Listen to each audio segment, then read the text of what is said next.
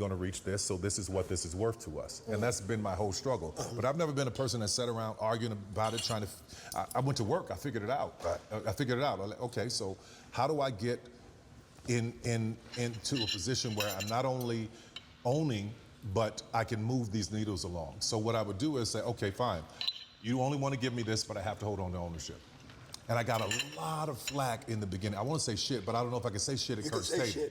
You can say shit. I got a lot of flack. It's Kirk Frank, but he'll be Yeah, Kirk will cuss. I cursed earlier, and I'm like, damn, am I supposed to curse too? I lost my whole train of thought right there. No. Have you heard my mixtape? No, I had the remix. I got a lot of flack. I was just leaving it flat. Because people were just like, oh, the quality of work, and it's always black folks that make me go, just shut your mouth, because you don't understand what you're saying. The quality of work based on the amount of money I was able to get is phenomenal. But if I could ever get what my counterparts get, I'd show you something. Hold on. Chef, do you mind if I get some sea bass and the whole situation? Now you told us we were supposed to get our food and but come I don't sit want down, to move because I'm getting schooled. You know what? That's what I'm gonna do. Go get your food, and we're still rolling. Go get your food. Hold on. That actually made me feel better though, that knowing that you still have your challenges at the height you are in your career. It doesn't stop. It doesn't stop. That just literally motivated me to another power. Never. Yeah. Because somebody at your statue still fighting for budgets. If we was in a room and we were just sitting there talking, I'd be like, no way. Yeah, but probably even more though, because if you think about it, if you wouldn't have went about it that route, you couldn't have changed culture. Yeah. Even what you put in your studio here, you see, and they follow a suit. Yeah. Because you did that out of knowing that this is what you had to do to survive and to make strides when it was blocking you out. Right. Same thing with like, a lot of people, look at me as an artist, but, music has always been my talent, but business has always been my passion.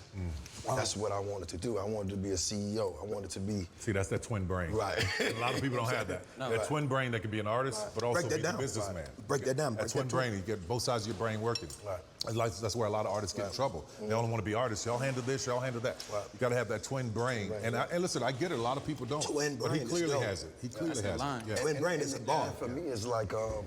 also too, I try not to get caught up in like the artistry of it, because people see you as an artist, and when you say the word boss, I look at it twofold. I'm like, I never wanted to be a boss, because a boss just tells people what to do.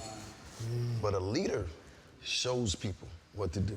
And then your vision and their vision, I love it. It works together, because you're helping them achieve their goal. All these actors that he's given a platform to, that wouldn't normally have that platform, they're going through, they're living through his pain. Yes.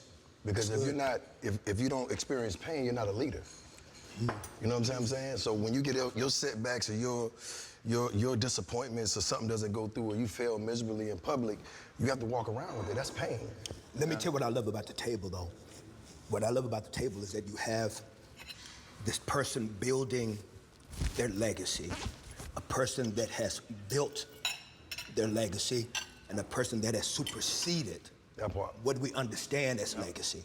And I think that there's so many levels and layers to the conversation.